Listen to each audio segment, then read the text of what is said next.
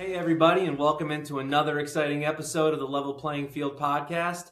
Transfer portal madness. It is out of control. These kids, there have been, I don't even know the number of kids in the portal this year. At Penn State alone, I can tell you this, at Penn State alone, this is probably not even an accurate figure because it happened so fast.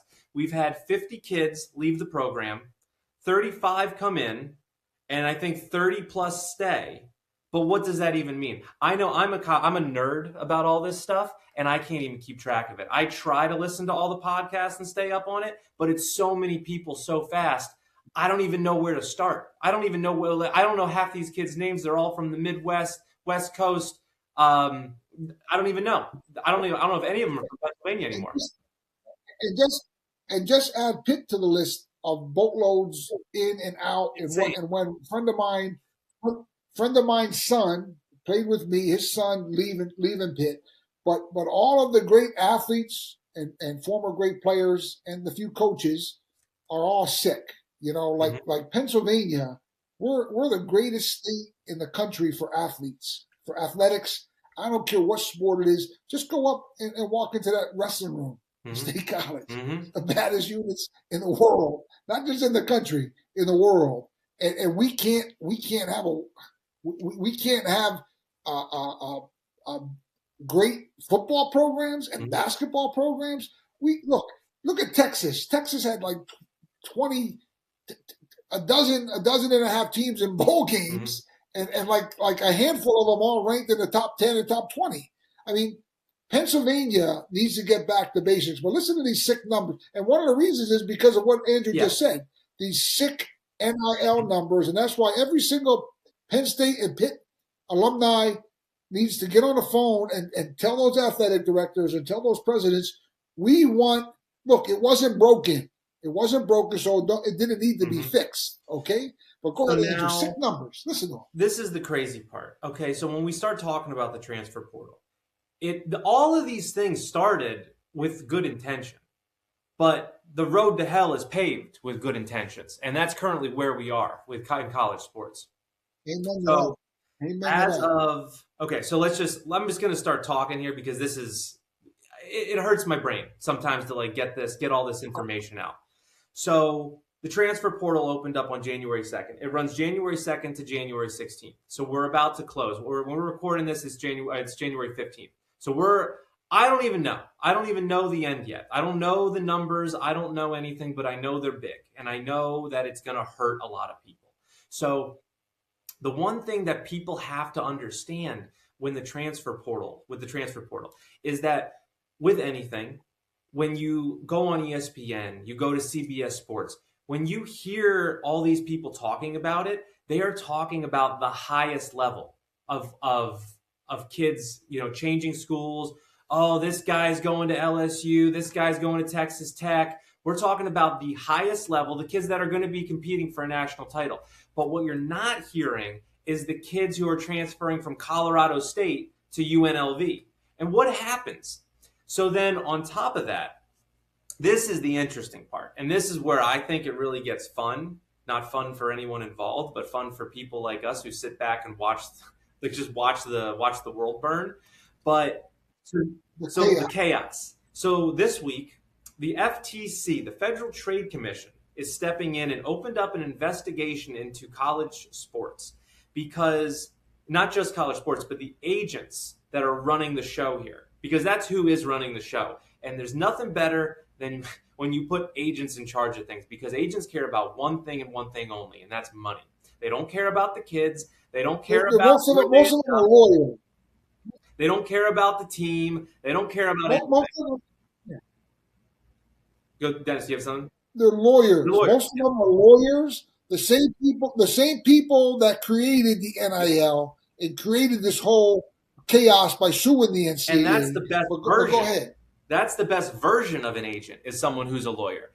Okay, so let's say it like this.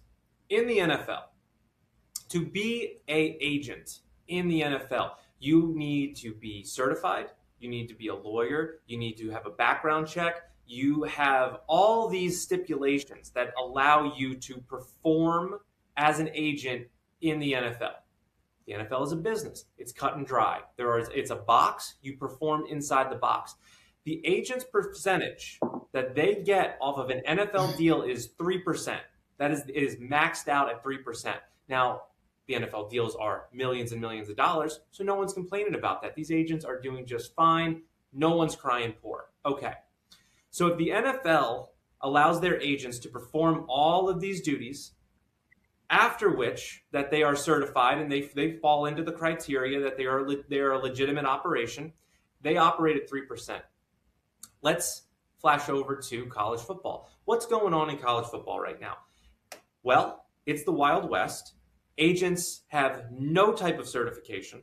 You don't have to be a lawyer. You don't have to be educated. You could be the guy's roommate. You could be a used car salesman who is like, hey, you know what? I know a guy who works at the university over here. Why don't I put you in contact with him? If you sign, great. Just like we'll write it. You don't need the documents or anything. I'll just take a percentage off the top. Some of these agents are taking 15 to 30% of their deals. And when you say that, so let's say, what's his name? Sorsby going to Texas Tech, from Cincinnati to Texas Tech. He signed a $5 million deal to go play quarterback at Texas Tech. His agent is making somewhere between 15 and 30% of that. For those doing the math at home, that's $750,000 to $1.5 million. Okay, so that's a chunk of change. To corrupt a young athlete, right? And to corrupt the system, some dork, some nobody, and even if he is a lawyer or whatever he is going to make that much money when the kid, he's an amateur athlete. You're allowed in America to represent yourself. Why isn't the kid representing himself or his mom and dad, his family members? He's 18 years old, and this is how chaotic. The reason we're doing this show is to show you how chaotic the NCAA is across the board. And again, these are not. You're not going to hear this story on ESPN. CBS Sports does not care. Because they want to promote, they want this to get bigger and bigger and bigger because they have the TV deals. They want all of this to happen. The ACC network and the Big Ten network and the Southeastern Conference network, the same, and the Big 12 network. They just want to talk about all these stars and all this and all that and all what. But what about the kids' education?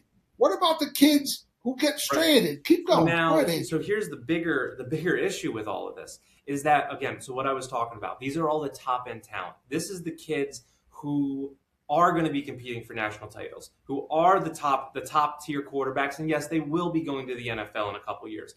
But again, like we were saying, what's happening to those middle-tier to low-tier kids?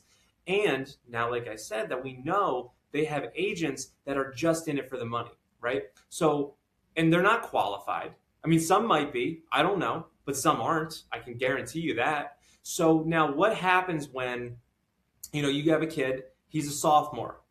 He redshirted his freshman year and said, all right, I'm going to hit the transfer portal. All this money's getting thrown around. I'm going to transfer. Okay, well, he goes into the transfer portal, has a couple of schools interested in him. His agents going back and forth, hold out for more money, playing the game, doing negotiations. Well, what happens when it closes? What happens when the rosters fill up? Rosters fill up and your agent negotiates wrong, and now you're sitting there and you had 4 schools that wanted you, and now 3 of them just signed the kid at your position, and now you're sitting there like, oh my God, I got to go to this other school quick. And it's not the best situation for me. It's not, they don't offer my degree. If anyone even cares about that, my credits don't transfer. They don't offer my degree. I'm going to burn a year of eligibility. It's terrible, and it's horrible for the kid. So now what happens in that situation? Now this kid won in the best case scenario. In the best case scenario, he gets to go play football. He gets to go play sports at another institution, and you can hit the portal again next year and maybe try again. But what happens if those 4 schools just they fill up? You negotiated wrong. You messed up the deal. Your agent who said they got your best interest at heart was actually more greedy than you are. and they wanted to hold out for more money, more money, more money, and now there's no more spots. Now it's January 15th, or, January 16th, and you're sitting there, or, you don't have a school. What happened? or, or Andrew, what you just said is that you're thinking too big. You haven't developed yourself enough that you need to just stay where you're at with the coaches that believed in you and brought you in from your high school, and you're in your home state. You're in Pennsylvania at Pitt or Penn State or at all these other great places, and you're from the state, and you're seeing and you're thinking too highly of yourself. You're not thinking level-headed. You're still too young, and whoever's advising you is advising you wrongly. Okay, or B, the places where you want to go don't necessarily want you. So what Andrew's explained to me, once you go into that transfer portal, if you're at the University of Pittsburgh, like my buddy's son, he's in the transfer portal right now. He's making some trips to a couple schools. I'm keeping track. Guys are calling me, but there's no guarantee that there's a scholarship at the University of Pittsburgh for him now that he's left. Once these kids enter those transfer portals, there's no guarantees that another school is going to pick them up. And when you sign your national letter of intent, okay, you're signing for a 4-year scholarship. That's what your national letter of intent. That's what your commitment to the universities. You're 18. You're an adult now. You committed to spending 4 years and them giving you a 4-year scholarship. So if you get injured or something happens to you, you still got your 4-year scholarship at that university, right? Now, what Andrew's telling me, once you enter that transfer portal, you give up that right. I don't know if these kids understand that. Okay, so you're big gambling. All right, guys, let's take a second to talk about our friends over at Summit Web Search. The internet is a big place, and if you're running a business, just being online anymore isn't enough. You have to stand out from your competition. That's where the team at Summit Web Search comes in. They help businesses with digital marketing, web design, graphic design, but what really separates them is how they prepare companies for where things are going. With AI coming in and changing the way people search for information online, you have to stay ahead of the curve. Instead of guessing and chasing trends, Summit Web Search focuses on what makes your business show up where it actually matters, in front of the people that are going to spend money with you. You need to chase those people down who are already online looking for your product. Because in a world where visibility is everything, that's what being online is all about. It's being positioned to win day in and day out and get your clients the products that they want. So if you're ready to stop guessing and start getting found, check out Summit Web Search and let them help you level the playing field. All right, let's get back to the show. Oh my word, are they? And the thing is they're so many of them are ill-advised, and the majority of the kids, as my understanding, get stranded. Yeah.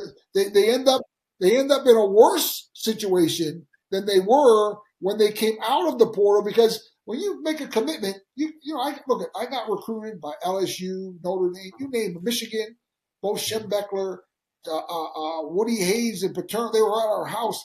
They were at my home. I mean, Jackie Sherrill, Johnny Mate, you name them. They were all there. But the thing is, I was building a relationship with them when they recruited me, and I committed to the University of Pittsburgh. I because my mom wanted me to stay in the state of Pennsylvania, and because my brothers went to LSU. So, and I was her baby, so she wanted, no, you're going to stay in Pennsylvania. She begged me. I said, all right, Mom, I'm going to stay in Pennsylvania. You know what I'm saying to you? I love my mom. My mom was the greatest. So it was such a blessing for me to go there. And I went there and I had success, but it wasn't overnight. I was no Dan Marino or one of those guys. I was a 3-year starter, but man, I was in a fight. I was struggling. I wasn't starting initially. And yeah, now, if I go back to that time, my freshman year and then my redshirt sophomore year when I got hurt and there was a coach change, I would have probably been stupid enough. I thought about transferring. I was thinking about transferring. And now with this whole portal thing, I went into the portal and whatever it was, but I wouldn't be the man that I am today. I wouldn't have the friends that I have today. I wouldn't have the wife that I have today. Everything everything that happened good to me happened to me by just sticking it out. And I wasn't getting paid. I wasn't, there was no money on the table for me. All I had was a full scholarship and a good meal every day and an opportunity. And what's happened now with this whole portal and this NIL that Andrew's going to continue on is it's stealing that away from these young men. And I got a great education. I got a double major in business and in history, and I even got a minor, a CD in real estate development. So the point is, I got a great education. You understand? And today I am who I am because of that great education, and I have a blast because I'm married to some beautiful chick, a beautiful woman, and I have a bunch of kids from her, and I have all these buddies of mine that I still hang out with, and they call me here and there, So one of them's coming skiing in Pennsylvania in the next week or two. He just called me this morning. Hey, Dad, you gonna be around? Oh, I'd love to see you, Scott. Come on, I'm gonna bring my son. Oh yeah, I'd love to see you. So that's what the kids are missing out on, and that's what the NCAA and these dumb NIL, whatever you want to call them, these agents they're not giving the young athletes sound advice. And my advice to all of them is stay where you're at, okay? Work as hard as you can. Put your faith in God. And guess what? Good things are going to happen. But most importantly, get an education. And what Andrew's telling me, they're not. Tell him, Andrew. What again, perfect example. Like you said, there's a million examples, right? There's a million different situations that people find themselves in. And if you say all right, I'm in a bad situation. If you get injured, coaching change, a family member gets sick, a parent gets sick, and you want to move closer to home. That's what the transfer portal is made for. It's made to give the college athletes the flexibility to have some type of leverage and power.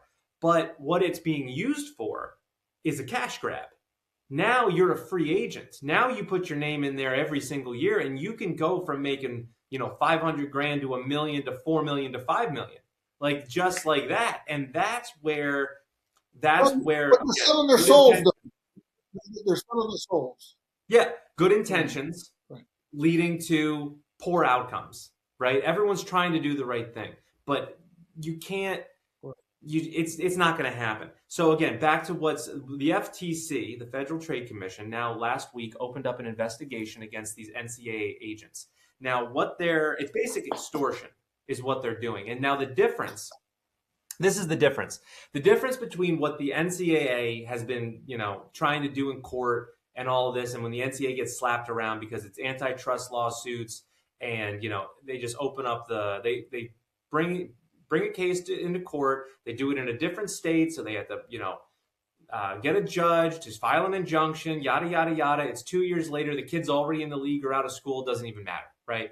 They drop the case.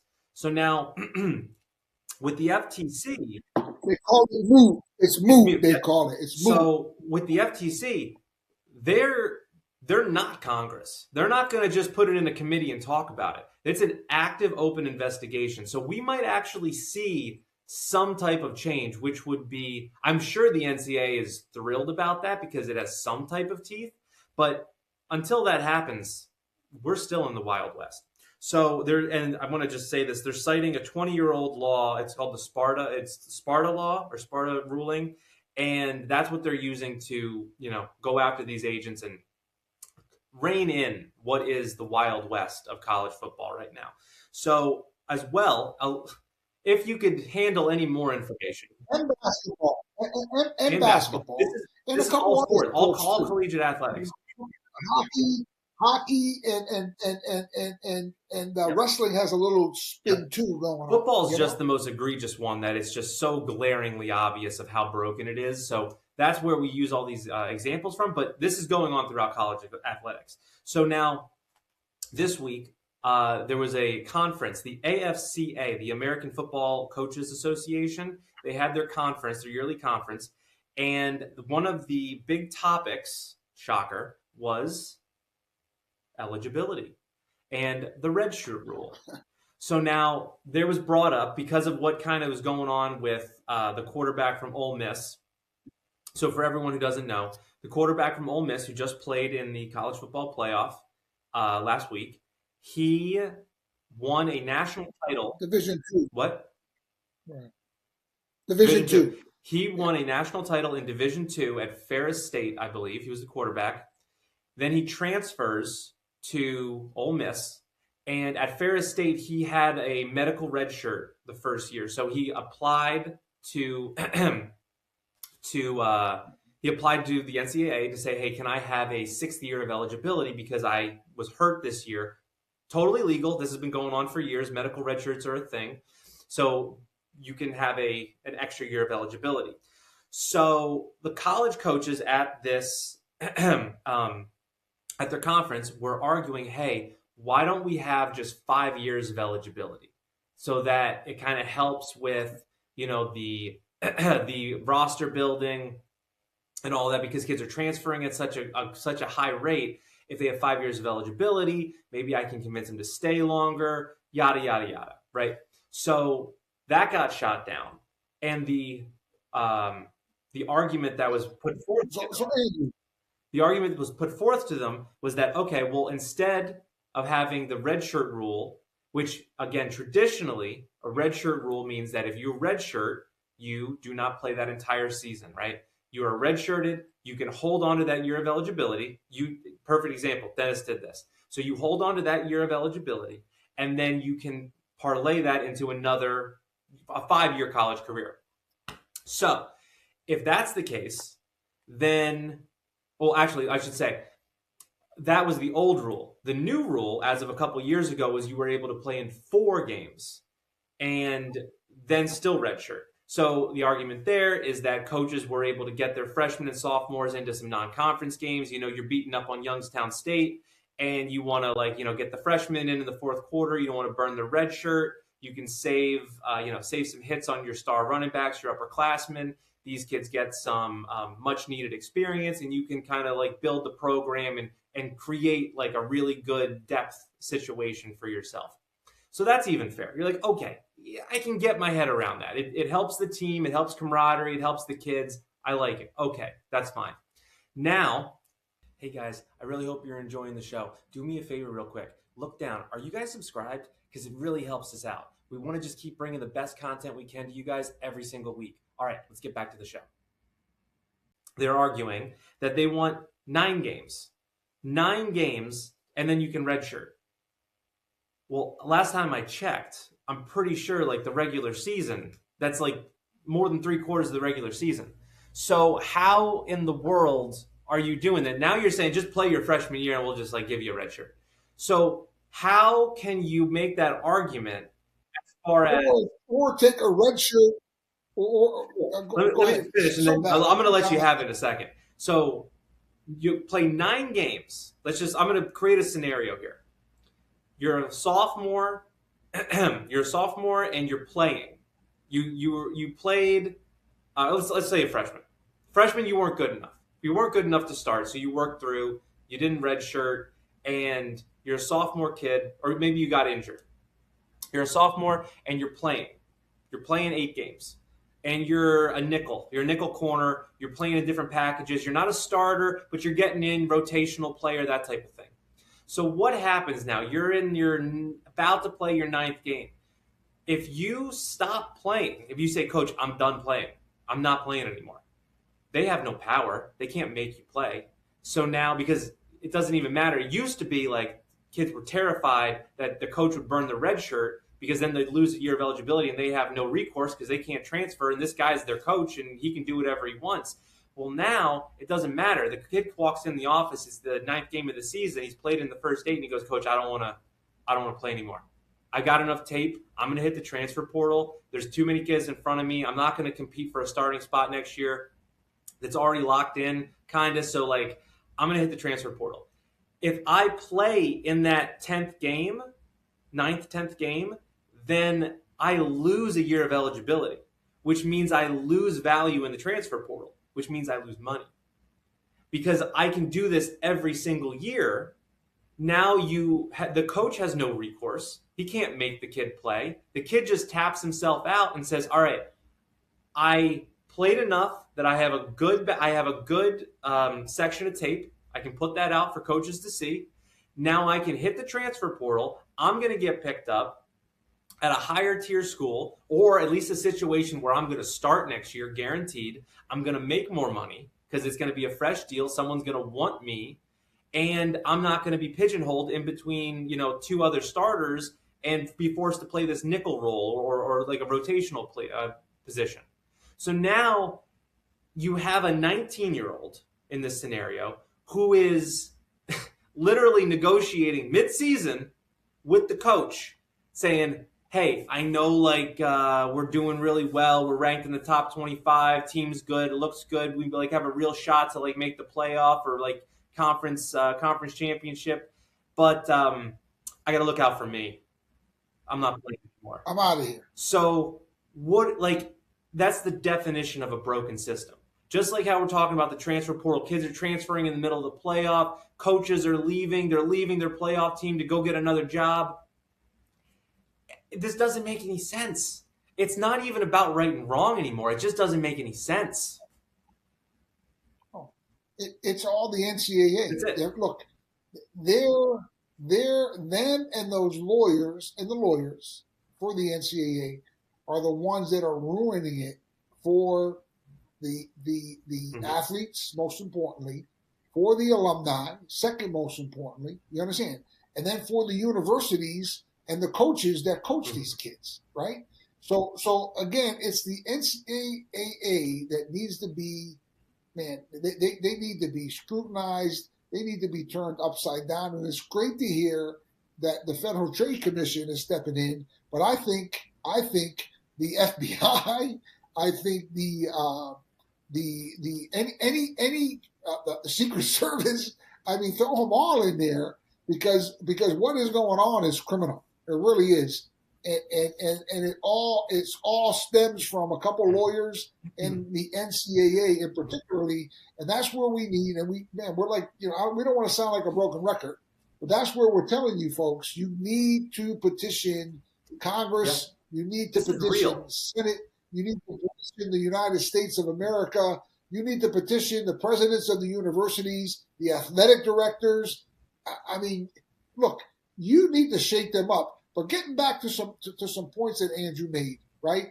So what is going on right now is that these young athletes are basically, becoming.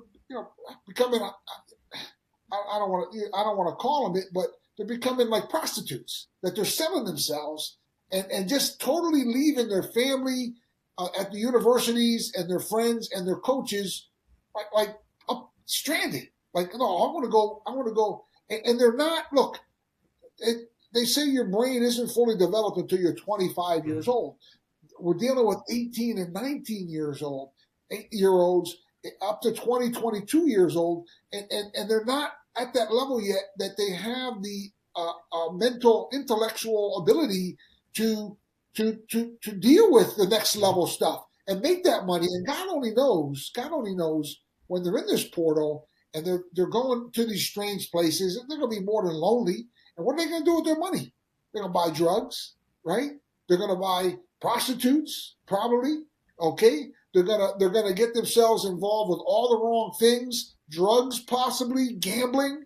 I mean, all of the bad vices that the professional athletes fall to when they're mature, they're grown up. They're in their late, early, 24, 25. They're in that developmental stage where they probably found the woman and they're going to get married and have a family that's going to, develop them and to get them committed and knowing what they should do with their money. But you're dealing with 18, 19, 20, 21 years old. I mean, look, just any one of you who are listening, just look back to when you were that age.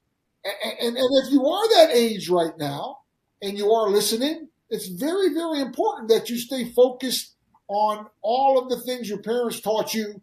And if your parents haven't taught you, maybe your pastor, your priest have taught you, but you got to stay Bible-based, and you got to stay in the scriptures. You got to stay in prayer. You got to ask God for direction, not some idiot who's trying to help you transfer to make $500,000 or $1 million or whatever it is, and he's getting, Andrew's telling me, up to 30% of your money. I mean, give me a break.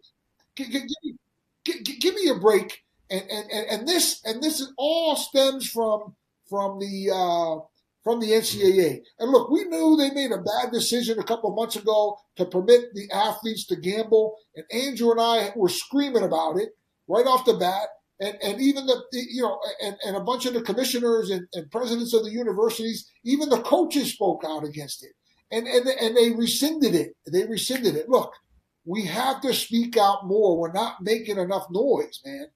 And again, I mentioned it in all the shows these days. It's the 250th of the great country that we live in, and it happened here in Pennsylvania. You guys got to get on the phone. We need you Minutemen. We need all of you to get out there and make calls. And you young athletes, we need you to pray more and be patient more, and don't put yourself in a bad situation, because what Andrew's saying is you might be jumping too soon, and you can lose your scholarship opportunity. You lose your opportunity to get a good education and become somebody. Remember, listen, they can take everything away from us, but they can't take away our brain, man, and what we know. Do you understand? And while you're at those universities, that's the most important opportunities are going to have. And it hurts me to hear what is going on, and I pray that it changes fast. And I think Andrew has man, he's brought a lot of light to this particular topic, because I don't think anybody really knows the ins and outs and how bad. Like he said, you only hear this big news on the ACC network and all these other various networks about all these big moves that are going on for these big athletes. You're not hearing about the guys that aren't getting the breaks and aren't getting the proper opportunities, and possibly missing out on their opportunity that they're in right now. So Andrew, and it's so sad to hear that this is going on. It's sad, and that's the real thing, is that these are real lives. These are real people who have worked their entire life to get to this point. You have made it to a Division I level school. Like, that is so hard to do, and to be getting advice from people who are just in it for the money. It's a cash grab, and that's what it is. And let's take a second really quick and play devil's advocate and say, oh, Andrew, like, it's just like the NFL, it's free agency. I'm like, yeah, but number one, those guys are all 24 plus. By the time you hit free agency in the league, the earliest you could be a free agent is like 25 years old, and your brain's working correctly. Number two, you have an agent who's certified. Number three is that the ability, you have security. Job security. The real difference is, I'm sorry I didn't lead with this. The real difference is, when you're in the NFL, you're signing 4-year contracts. This is a 1-year deal. You can do this every year. You can transfer 4 times with no penalty. The only penalty is to yourself. But like, you can transfer. So like the one kid at Penn State, King Mack, safety, went to Penn State, highly rated kid, 4-star kid, safety, goes to Penn State his freshman year. He played a little bit, transfers to Alabama. This is the year Saban retired, I think. So then he transfers down to Alabama. And that year at Penn State, I forget his name now, but the safety got hurt. King Mack would have been playing. He would have been on the field all the time. He transferred to Alabama because he thought he wouldn't play. Kevin Winston Jr., that's who it was. He gets hurt, loses his entire season, gets hurt like second game of the year. That was his spot. He was the third safety. He would have been on the field all year long. Transferred to Alabama. Third year, transfers back to Penn State. Played here all year. He played a bunch. This year, hits the transfer portal. NC State. This kid has been at 4 schools in 4 years. That's insane. And like, what are you getting out of that experience? What about their education? What about their degree? What about the development? Their development as men, as athletes, as friends, as the whole. It's a disaster. And Andrew, I want to touch on one other thing too. They're adding all these games. Games to these. Now a guy can play 9 more games. So in essence, he can play 4.9 years of football. right? Or basketball, or close to 4.9, right? Mhm. So in the past, all of us only have 4 years of eligibility, and there's a lot of record holders out there. There's a lot of NCAA records. So it's bad enough that they've added 17. You can play 16, 17 games now, right? So you can play 16, 17 games. Back when we played, it was an 11-game schedule, right? And then you played a bowl game. So you could play 12 games. When Bear Bryant was coaching, it was 10 games and one bowl game. And there was only like 4 or 5 bowls. And this is the modern era. I'm talking the modern era. So what do we do? And this is an issue, because Dan Marino was a teammate of mine. He's got a bunch of records at the University of Pittsburgh and a couple NCAA records. And you got old Doug Flutie was a great guy. I played against him. You got all these guys who have these records from the 11-game schedule with one extra game if you were lucky enough to play in a bowl, right? So now what we're dealing with from the old records perspective, right? We're dealing with not only a 17-game schedule, 11 games, 7. A team can potentially play 6 more games than I played in, right? And now an athlete has, rather than just 4 years, he has 4. This is how dumb these coaches are, right? They don't care about history. They don't care about anything prior or before. All they care about is now. But the NCAA has been around, and college football has been around for 100 plus years. There's traditions, there's records, there's things that are all just getting thrown in the garbage by the NCAA. So Dan Marino's records, some dorky quarterback, he got drafted in the first. I never liked the guy. What the heck was his name? He got drafted in the first round by the Steelers a couple of years ago. He broke a bunch of Dan's records, but it makes me sick that he did, because he played 13, 14 games. You understand it?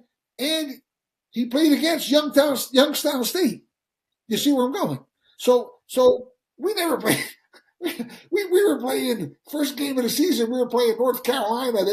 They had Lawrence Taylor and some guy by the name of Amos. I remember this to this day. I mean, our Steve.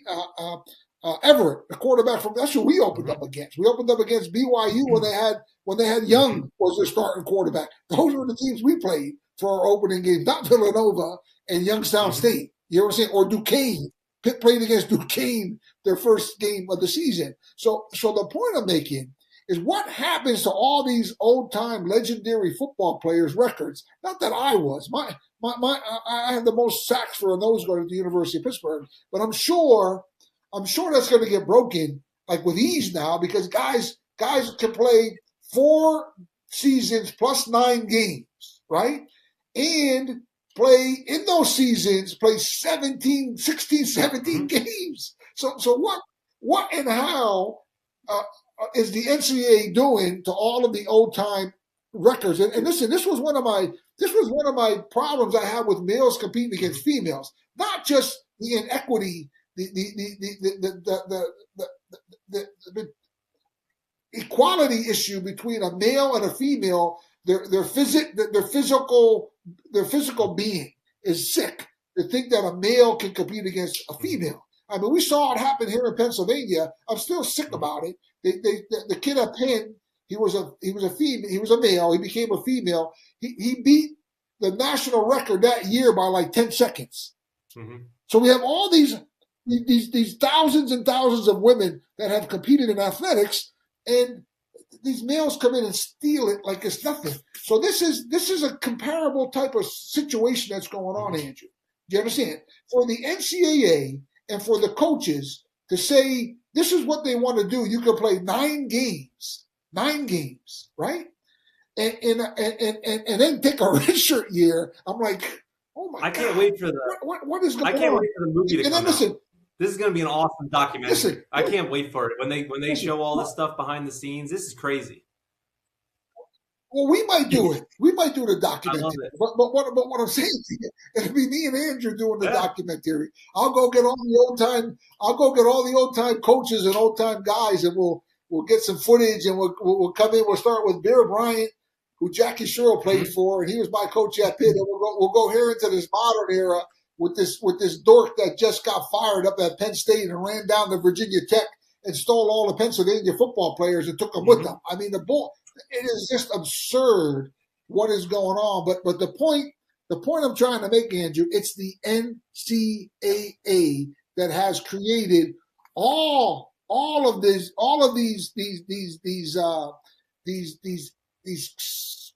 chaotic situations. It's the inaction of the NCAA, which has created this vacuum of power and just lawlessness. I mean, there's no rules. There's genuinely no rules. And listen, the cherry on top, they're advertising these gambling casinos on their television shows. Listen, I would say this, the Big Ten doesn't do that.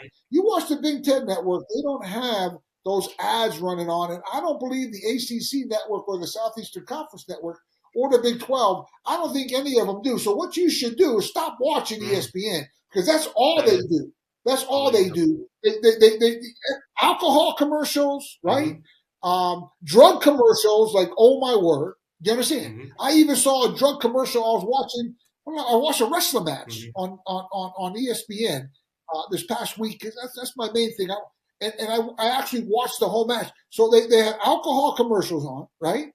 They had drug commercials on. Even drugs. The drug commercial was for AIDS, and they got two guys hugging each other like in the ad, right? Then after that, here comes the gambling commercial. Like, oh, here, get your free $150 your free $150 bet, and then another ad comes on. Oh, ESPN's promoting athletics and youth. Oh, so you want the young kids to watch ESPN now, so you could hook them on gambling, right? I mean, look, don't watch ESPN. They're really, really evil. It's a sad state of affairs over there. It is. It really is, and it's been going on for over a decade now. But they've lost their way in a big way over there. You add the two together, the NCAA and the ESPN. They have the rights to televise all of the NCAA athletics. Something needs to be done about that.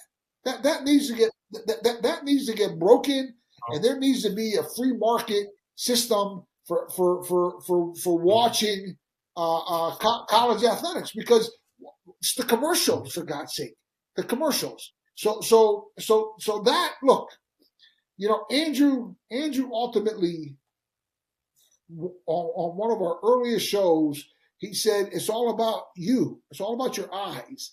That's what they want. That's where they're making all this big money and committing all these corrupt acts. And it needs to be stopped, Andrew. It really does. Yeah, I mean, that's it. I mean, I don't know.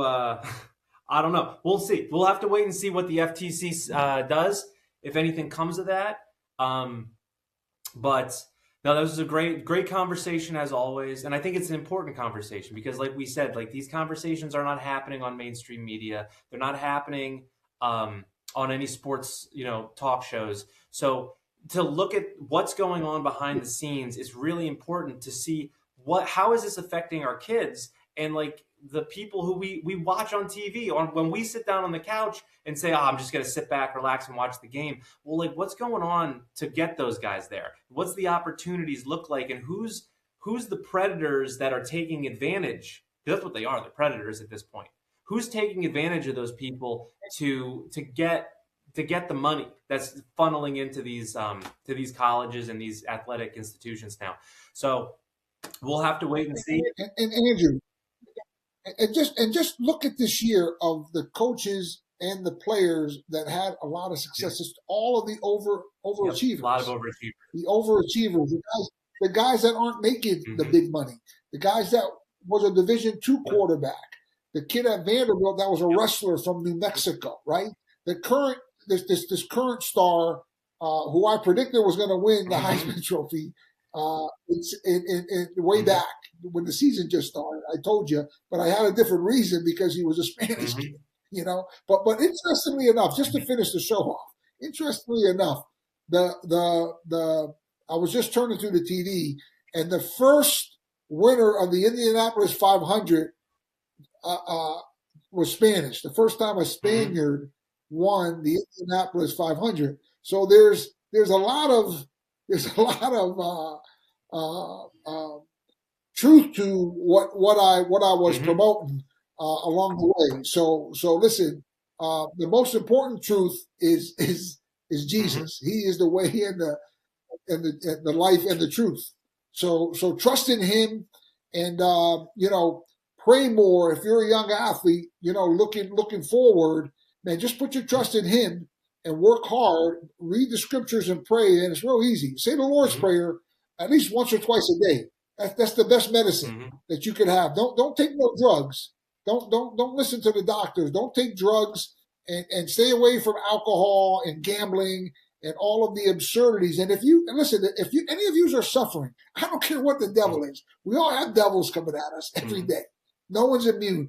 Jesus wasn't immune. Remember, He was attacked, viciously attacked, spiritually and physically.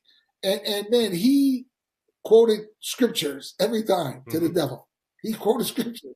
So read the Holy Scriptures. Don't read your stupid iPads and your stupid computers and all that other cell phone garbage and all this and that coming at you.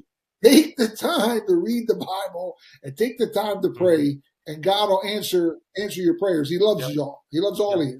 And I don't care what your problem is. Look, there's many devils out there. We have all kind of computer addiction, phone addiction, tobacco addiction, alcohol addiction, drug addiction, gambling addiction, sex. I'm understanding from a Tucker Carlson show, he had that Fuentes on his show, that you guys are into this pornography garbage, right? Look, whatever you're suffering from, go to Armies, the number 4, Jesus. And man, you can do a self-help, basically an exorcism, man. So some simple scriptures, a couple of minutes a day, it'll get you back on the right track. All right?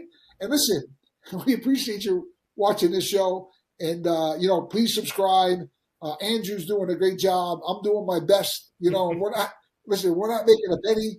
We're not going to keep track of your subscription or whatever. Man, we're praying for you, and we're doing this all to help the young athletes. That's our main focus. And anybody else who is involved in athletics or alumni to wake you up too. So go get them, you Penn State alumnus. Tell them, look, the system wasn't broken. We don't want to lose 40 or 50 guys every year. We want the system back to what it was before. And Penn State, what Andrew tells me, is the biggest alumni in the world. So you guys single-handedly could probably change. You could probably change the NCAA, and I pray that you do. Right? It'll be interesting. We'll have to sit back and watch the show, but another great conversation as always. And who knows what we're going to be talking about next week? I mean, genuinely, we don't know what's going to happen. So until then, thanks to you everyone for listening. And again, subscribe, like, comment, everything. We'd love to hear from our fans and everyone who's listening. And until next time, have a great day.